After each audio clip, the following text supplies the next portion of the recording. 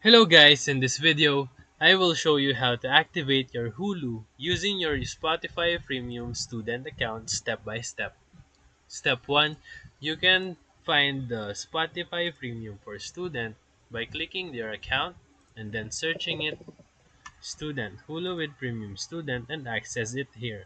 Or go to spotify.com/us/student and log into your Spotify account and make sure that you have an active premium student subscription. If not, you should need to sign up and verify your student status through Share ID. Step 2, once you are verified and subscribed, scroll down to activate your Hulu on the student page section.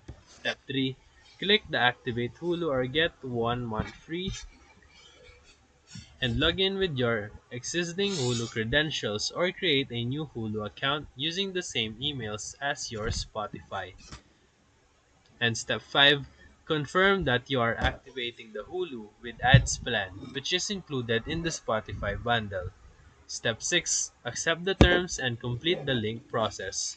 Once successful, your Hulu subscription will now as active and no extra payment will be needed. So if this video helped you, feel free to like and subscribe for more quick tutorials, reviews, and comparison videos. Thank you for watching.